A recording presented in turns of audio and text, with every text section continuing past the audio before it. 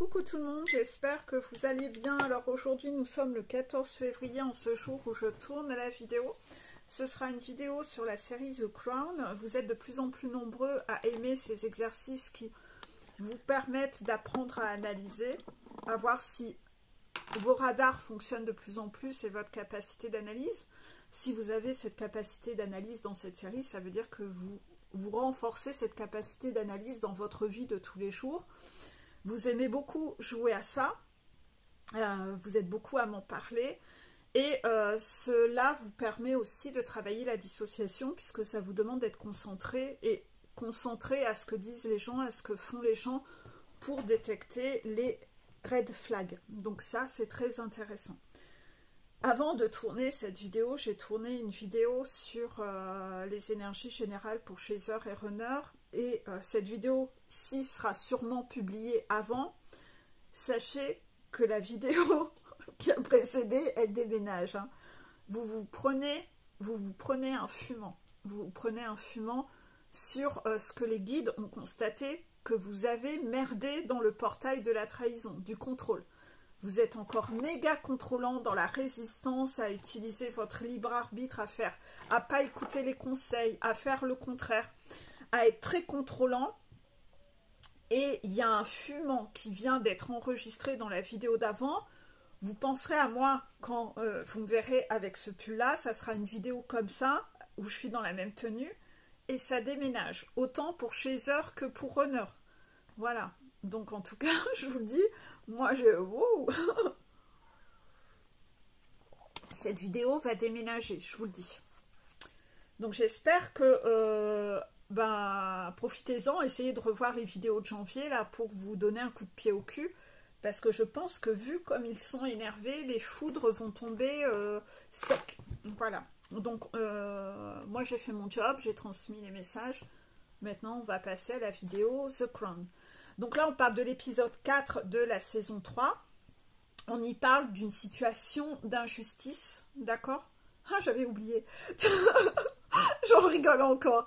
Oui, on parle de notion d'injustice. Alors, figurez-vous que dans cet épisode, je vous conseille de l'avoir vu avant, parce que sinon, ça va vraiment vous spoiler l'épisode.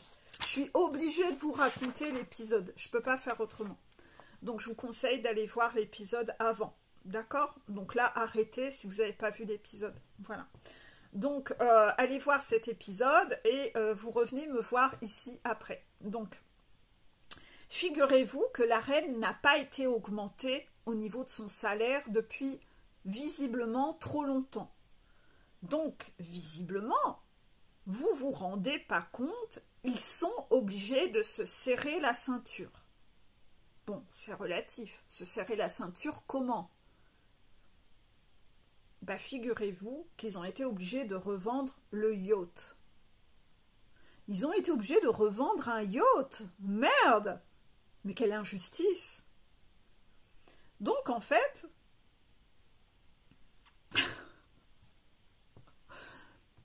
pour le coup, le mari de la reine, le duc, trouve ça honteux. Donc, en fait, il va passer à la télé et il va aller plaider, réclamer pour cette injustice, que quand même, la reine devrait quand même être augmentée.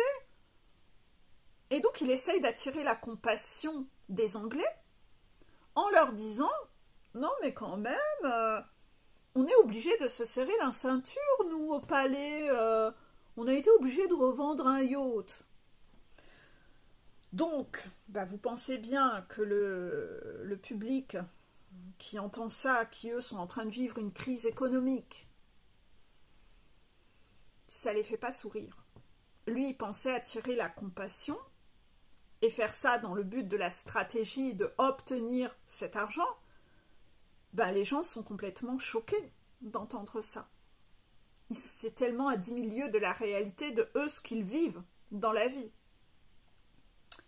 Vous remarquerez toujours le petit clin d'œil du Premier ministre qui, lui, quand il écoute, il a ressorti sa pipe, parce qu'il en a parlé dans des épisodes d'avant, que la pipe, c'est un accessoire qui le rend plus humain auprès des prolos, auprès des voilà, du monde ouvrier. Donc il avait expliqué que lui fumait pas du tout la pipe dans des épisodes d'avant, mais que quand il est au contact des gens du milieu moyen, travailleur, il sort sa pipe, ça lui donne un côté plus humain.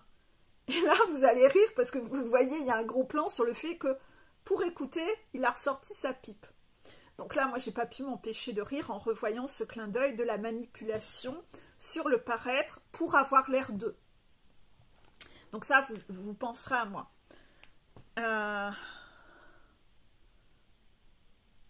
Donc jusque-là, le duc que moi j'appréciais, hein, voilà, il apparaît mais complètement en décalage et vraiment porté sur l'argent en fait. C'est extrêmement laid. Donc c'est là où vous allez... Je vous partage ça parce que moi de base dans les premiers épisodes, j'aimais beaucoup le duc et la reine dans les premières saisons et dans cette saison-là, c'est la débandade à mes yeux. C'est là où vous voyez ma capacité à ne pas non plus être aveuglée, c'est-à-dire que même si j'apprécie quelqu'un, je garde ma neutralité et ma capacité d'analyse.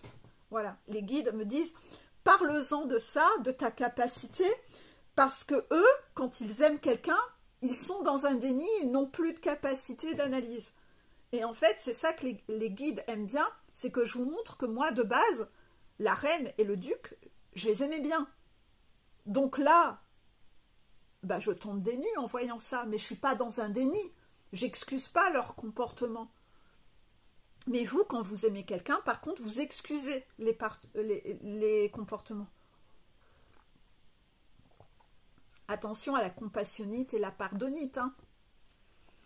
Voilà. Donc vous devez rester neutre, hein, et vous devez rester lucide. Vous devez garder votre lucidité. Hein. Pour le coup, bah, je trouve ça extrêmement laid. Je trouve ça culotté de sa part, où il est complètement déconnecté du monde. Donc bien sûr, les gens n'apprécient pas. Nous rappelons que le duc, c'est le papa du runner. Famille du runner. Oh! La famille du runner serait-elle intéressée par le matériel et l'argent? Oh, elle manquerait d'humanité. Oh! Serait-ce la première fois que Peggy dit ça dans ses vidéos? Ah bah non, j'en parle dans toutes les vidéos. Ah, ça fait 1 an que Peggy le dit. Ah! Ah bah là, on le voit dans la série. Ah, ça apparaît. Comme c'est bizarre. Bref. Le duc, ayant peur de ne pas être aimé, parce que dans son enfance, il se rappelle d'avoir souffert de ne pas être aimé, de ne pas avoir été aimé. Et on voit que le regard des autres et l'idée de ne pas être aimé, ça le tracasse. On le sait, la famille du runner, le regard des autres est très important. On sait aussi que les personnes toxiques ont besoin d'être aimées des autres. C'est leur levier, c'est leur talon d'Achille, c'est le regard des autres. C'est là-dessus que vous pouvez aller taper, vous, auprès des personnes toxiques. C'est sur le regard des autres, c'est leur talon d'Achille. Et là, ça apparaît clairement. C'est que le duc, il a peur de ne pas être aimé. Suite à ça, parce que, bah, croyez-moi que les gens n'ont pas du tout aimé cette interview à la télé, hein, croyez-moi, où il se plaint d'avoir dû revendre son yacht. Quand les gens cherchent surtout à bouffer et payer leur loyer, c'est quand même très malvenu. Donc, il met en place une stratégie. Ah, la stratégie, la manipulation, le contrôle. Hein, on en revient à ça. Donc, il met en place une stratège. Donc, c'est là où on voit que sa peur du manque d'amour, du manque de reconnaissance extérieure, va l'amener à être stratège. C'est exactement ce que je dis qui se passe sur tous les parcours. D'accord? Donc on est dans la logique. On voit exactement comment ça se traduit. Il va vouloir mettre en place une propagande pour obtenir cet argent. Il va mettre en place une propagande pour obtenir cet argent. Il va donc vouloir faire une forme de reportage télé-réalité au palais pour essayer, donc c'est vraiment sa stratégie, comme une stratégie commerciale, une propagande. Il va vouloir faire comme une sorte de film de télé-réalité où on filmerait la famille royale dans les coulisses pour voir à quel point ce sont des gens bien qui travaillent dur, qui méritent d'avoir cet argent. Et il se dit, ça va marcher, ça va être ensuite paru au grand public et le grand public va voir à quel point nous sommes des gens bien et qu'en plus on travaille dur, on mérite d'obtenir cet argent. Donc vous voyez, le côté stratège est un peu machiavélique, manipulateur, c'est laid quoi, c'est extrêmement laid. Donc là, c'est le duc qui tombe de 10 000 pieds, voilà, et ce qui est complètement faux, parce que ce qu'il veut, c'est que on montre que toute la famille travaille dur. Ce qui est totalement faux. Il y en a plein qui sont là, qui vivent dans l'opulence et qui s'ennuient du matin au soir parce qu'ils n'ont pas de boulot, ils font rien. Si on prend par exemple la sœur, mais elle se fait chier. Elle revendique pour essayer d'avoir du boulot tellement elle s'emmerde. Pourtant, elle vit comme une princesse. Et ça, il faut les occuper. Ça demande beaucoup d'argent, un certain train de vie. Et bien lui, il veut qu'au contraire, on fasse semblant à la caméra pour faire croire que même ces gens-là, ils travaillent dur. Donc vous voyez quand même le niveau mensonge, manipulation, la névrose du regard des autres et le fait d'obtenir plus d'argent, vous voyez, il n'y a pas de limite en fait. Il n'y a pas de valeur. Accessoirement, c'est des gens qui prient tous les jours. Hein. Donc, c'est là où on revoit, on rappelle donc que ça, c'est le papa du runner. À côté de ça, dans cet épisode, il y a sa maman de 82 ans qui, elle, est en danger dans un autre pays. C'est-à-dire qu'elle est devenue, elle a voulu, non, je dis rien pour l'instant. Sa mère, à lui, a 82 ans et elle est en danger dans un autre pays où il y a la guerre. Donc, il serait bon, ils sont contactés pour rapatrier cette maman au palais pour la sauver, cette maman, parce qu'elle est vraiment en danger de mort. Et là, qu'est-ce que va dire le duc? Le duc va répondre, comme il doit tourner le film, non, non, notre apparence est cruciale. Il trouve que sa mère, c'est la basse classe, qu'elle est ingérable, il ne veut pas qu'elle soit là. Il y a le film à faire. Non, non, non, non, non. Notre apparence est cruciale. Nous devons être prudents. On ne peut pas se permettre un tel risque. J'essaye de ne pas juger à ce moment-là de l'épisode et j'essaye de rester dans une neutralité. Parce que le duc a eu une enfance extrêmement difficile. Il a grandi sans sa maman et il a eu un parcours difficile. Donc, je me dis, j'ai pas d'avis là-dessus parce que j'ai pas eu son parcours de vie à lui dans son enfance. Un enfant qui a souffert comme ça dans son enfance, à un moment, c'est peut-être normal qu'il ait des griefs envers sa maman puisque sa maman l'a abandonné. C'est comme ça que voit les choses un enfant. Lui, de son angle de vue, il vit les choses sous cet angle de vie-là.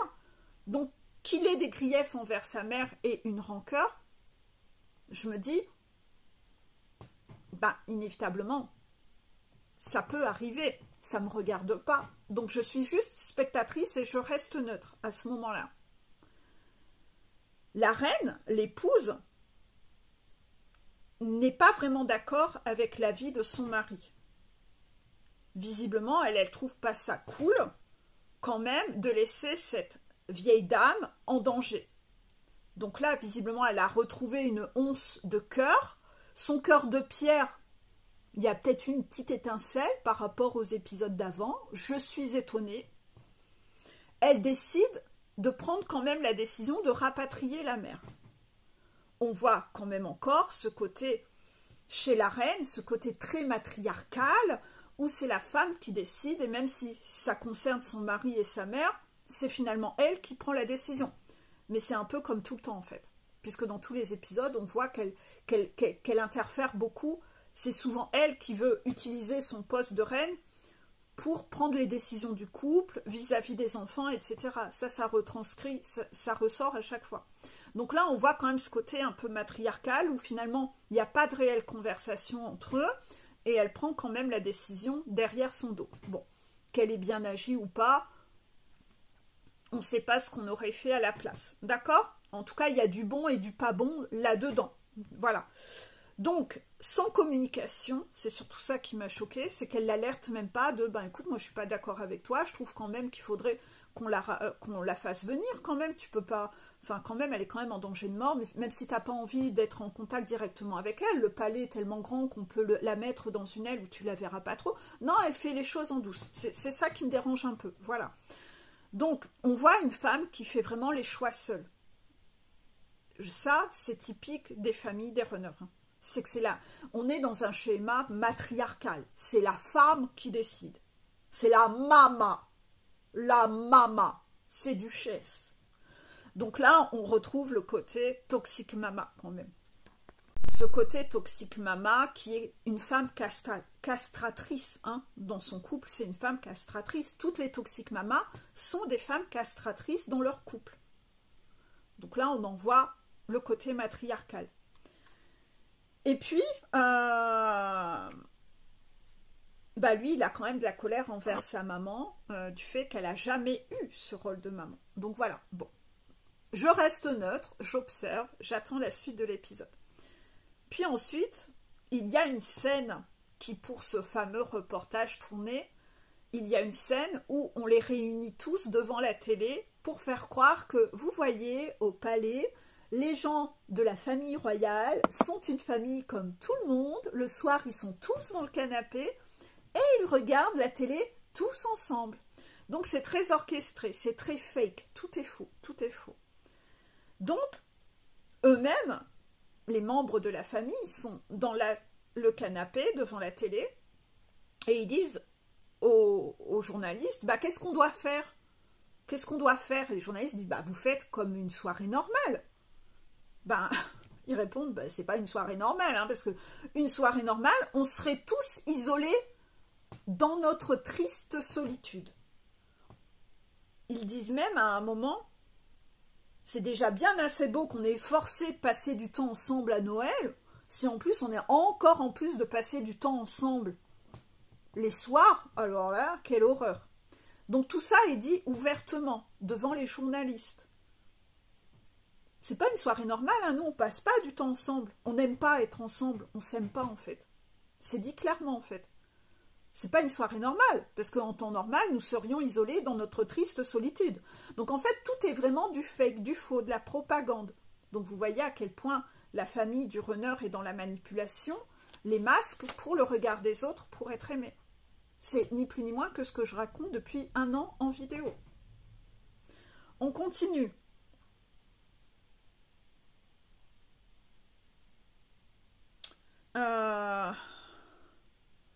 Je ne sais plus pourquoi j'ai écrit ça. Oui, en fait, vous allez vous rendre compte que le duc renvoie beaucoup cette image dans cette manipulation, etc., d'homme arrogant, en fait. On voit son arrogance. Et on voit que dans cette famille, ils pensent que tout leur est dû, en fait. Attends, le yacht... En fait, il y a vraiment du mépris envers les personnes qui sont de niveau social inférieur, en fait. Ça se ressent de cinglé, en fait. Ils n'ont même pas de savoir-vivre, en fait. Ils voient même pas ce qu'il y a de dysfonctionnel d'aller réclamer à des gens qui vivent une grosse crise économique ça serait bien de nous augmenter, on a quand même dû se serrer la ceinture et de vendre un yacht. Enfin, vous voyez, donc il y a vraiment toute cette arrogance qui ressort, où en fait, il y a ce côté très méprisant. Tout leur est dû, vous voyez, c'est laid, en fait. Il n'y a pas de bonne valeur, en fait. Pour des gens très pieux qui prient Seigneur Jésus, Marie, Joseph, moi, je suis abasourdie. Moi qui les aimais bien et qui pensais justement qu'ils avaient des bonnes valeurs dans les premiers épisodes, là, on voit la réalité. Alors, soit ils ont été complètement déformés au fil du temps, soit ils étaient déjà comme ça. Les guides me disent non, ils étaient déjà comme ça, mais peut-être que j'étais aveuglée, je sais pas, ou que ça se voyait pas. Ils arrivaient à le cacher. Voilà, ils arrivaient à le cacher, c'est tout. Heureusement que j'ai les contractions en même temps, hein, parce que vous voyez, j'essaye d'analyser en fait en même temps que vous. Donc, pour le coup, on est exactement dans le fait que la phrase que j'avais mise sur Facebook il y a 2 semaines, en plein portail de la trahison, c'est que quand on fait les choses dans un but stratège, je fais les choses dans le but de, et non pas en étant connecté au cœur, mais dans le but de, par stratégie, on obtiendra exactement le contraire. Ça, c'est un peu une règle du karma que j'ai mis sur mon Facebook, en phrase du jour. Et bien là, on voit que justement, la preuve, le duc, quand il veut aller à la télé pour faire son discours et sa propagande de « on a dû serrer la ceinture pour obtenir de l'argent », il a obtenu complètement le contraire parce qu'il n'est pas connecté au cœur, que c'est indélicat de sa part. Donc il obtient tout le contraire. C'est-à-dire que finalement, il pensait réussir à attirer la compassion des gens. Non, les gens ont été choqués et n'ont pas du tout aimé son intervention. Il a obtenu le contraire. De ce fait, il a voulu derrière refaire un reportage et créer ce reportage. Mais là aussi, ce reportage, ça sera un fiasco total. Ça aura l'effet totalement inverse. Sa propagande ne va pas prendre. Parce que ce qu'il va ressortir de ce reportage, c'est leur rigidité, leur raideur, leur vanité, leur arrogance. Et ils vont encore plus apparaître comme ça.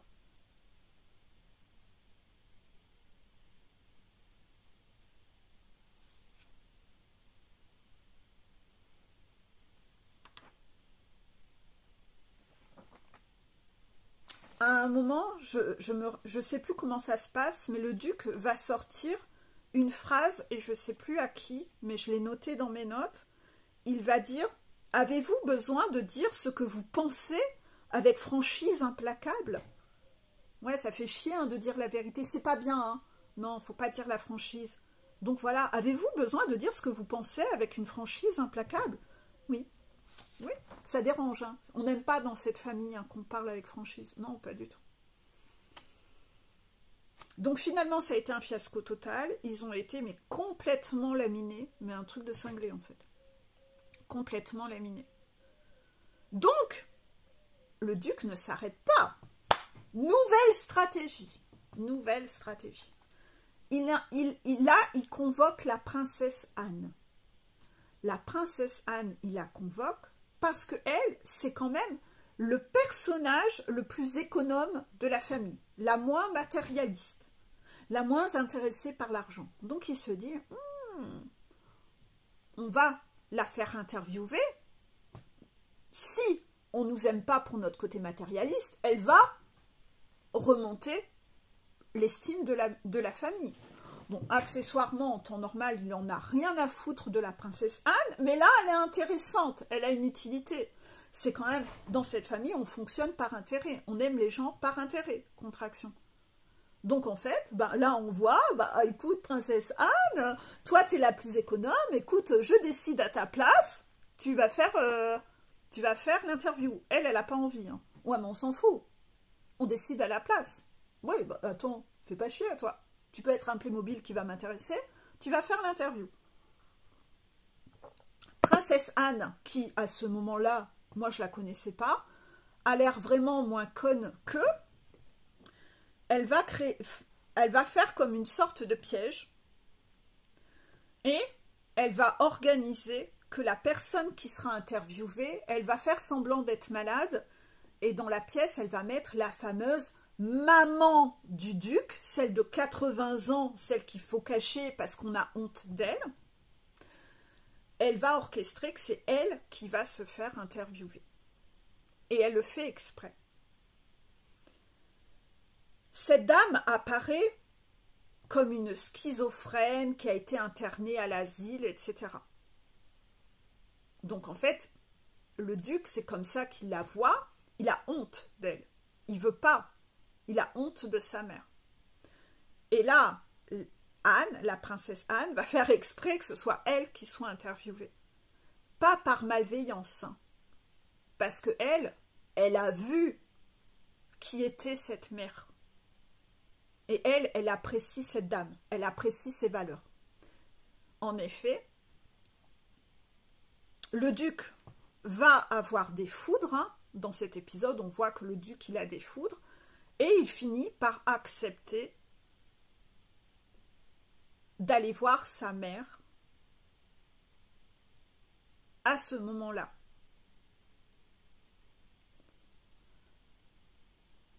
Pourquoi? Parce qu'en effet, c'est vraiment la mère qui va être interviewée. Et en fait, la mère, elle, par son naturel, elle va raconter son histoire de vie aux journalistes. Et les journalistes vont complètement tomber amoureux de cette maman. Ils vont complètement tomber amoureux de cette maman. Parce qu'elle, elle n'est pas du tout comme eux. Et le duc qui voulait cacher cette mère parce qu'il en avait honte, il va, au moment où le journal va paraître, c'est là qu'il va apprendre que c'est elle qui a été interviewée, c'est là qu'il va lire le contenu de l'interview, et c'est là qu'il va apprendre des choses sur sa mère. En fait, il ne connaissait même pas l'histoire de sa mère. Il ne savait même pas ce qu'elle avait enduré dans sa vie, ni ce qu'elle avait fait. Et c'est par l'article de journal, alors que sa mère est logée dans le palais, que depuis qu'elle a été rapatriée dans le palais, lui, il refuse d'aller lui parler. C'est quand il va lire l'article qu'il va enfin accepter d'aller lui parler. Sinon, il ne veut pas aller lui parler. Pour le coup, il va donc décidément enfin aller voir sa mère. Et là, il se rend compte que finalement, parce que finalement, c'est elle qui va redorer l'image de la famille. Elle dont on avait honte, elle qu'on mettait à l'écart. Et là, le duc va s'excuser auprès d'elle pour son manque de confiance. Elle aussi, en retour, fait son mea culpa. La scène est très jolie, parce que là, il y a du cœur, là, il y a d'émotionnel. Et elle aussi fait son mea culpa de ne pas avoir été une bonne mère pour lui, et que c'est lui qui ait subi tout ça, tout son parcours de vie, mais elle lui explique le pourquoi du comment et qu'est-ce qui s'est passé réellement dans cette absence. Et ils se font des excuses. Ils vont beaucoup parler de foi, de confiance à ce moment-là. Elle lui explique qu'elle a été aidée, accompagnée tout au long du processus. Donc là, ça fait penser au guide. Et il y a, elle dit, le seul conseil qu'une mère devrait donner à son enfant, c'est celui-ci, je vous le dis. Trouvez une foi qui vous convienne, elle vous aide à vivre, elle est tout. Donc, trouvez une foi qui vous convienne, elle vous aidera à vivre, elle sera tout, en gros, cette foi. C'est elle qui vous aidera à vivre, c'est elle qui vous aidera à avancer. Trouvez une foi qui vous convienne. C'est-à-dire qu'elle n'impose même pas ses croyances à elle, la foi qui l'a aidée, non. Elle dit à son fils, trouve la foi qui te convienne à toi. Elle ne cherche même pas à imposer. C'est là où on voit cette maman humble, en fait. Mais de toute façon, quand vous allez entendre ce qu'elle a vécu dans sa vie, vous verrez son humilité. L'épisode va se terminer avec une très jolie scène où vous allez les voir se promener. Il va se promener à la fin, vous les voyez de dos, où il va se promener dans le parc, là où il n'y a pas de journaliste, où il n'y a personne, où il n'y a pas de caméra. C'est pas pour le paraître, il va se promener avec sa mère qui lui tient le bras et il se promène un bras dessus, bras dessous, où il se réconcilie avec sa maman. Cette image est vraiment très jolie. Qu'est-ce qu'il y a à retenir de cette dernière phase? C'est qu'en fait, il y a eu comme une forme de colère et de distance qui s'est installée entre lui et cette femme, parce que lui, il a juste vu de son côté sa blessure d'abandon, alors qu'il ne savait pas ce que sa mère avait vécu. Donc là, on me dit, il y a une forme de parallèle et de synchronicité avec vous, entre vous deux, les deux flammes jumelles. C'est qu'en fait, dans votre parcours flamme jumelle, vous deux, et la vidéo d'avant parlait beaucoup de la guérison de la blessure d'abandon, mais elle paraîtra plus tard, vous deux, les deux jumeaux flamme jumelle, vous êtes à distance et vous voyez votre souffrance et vous en voulez à l'autre de vous avoir abandonné, la blessure d'abandon. Et vous êtes dans la colère que l'autre vous fasse du mal. que l'autre vous ait abandonné. Mais en fait, vous n'êtes pas au courant de ce que l'autre vit ou de ce que l'autre a vécu. On en revient au fait que le manque de communication mène à l'incompréhension. Ce qui fait que là, on le voit bien, le duc en veut à cette dame parce qu'elle n'a pas été là, elle l'a abandonnée. Mais au final, il ne communique pas avec elle. Donc en fait, il ne sait pas le pourquoi du comment. Il reste dans sa colère, dans le rejet, à distance, sans communication. Alors que s'il avait communiqué avec elle, il apprend finalement ce qu'elle a vécu par les journalistes, quoi. Alors qu'ils vivent sous le même toit.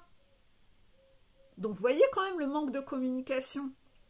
Et là, de ce fait-là, il se rend compte que, mon Dieu, je t'ai jugé à tort, j'ai eu des jugements sans savoir ce que tu avais vécu ou traversé. Et elle s'excuse aussi. Et finalement, il se rabiboche. C'est-à-dire qu'en fait, il suffit de parler, de communiquer pour que l'autre comprenne. Et finalement, il y a cette histoire de foi qui, pour moi, ce parallèle, c'est la foi en vos guides, hein, la source, la foi en ce parcours et de monter sa montagne.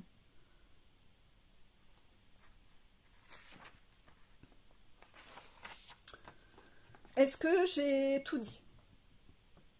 Vous voyez, hein, les connexions au cœur et le côté matérialiste, hein, on n'est pas du tout dans la même énergie pour le coup. Voilà, j'espère que vous avez aimé cette vidéo et je vous dis à bientôt.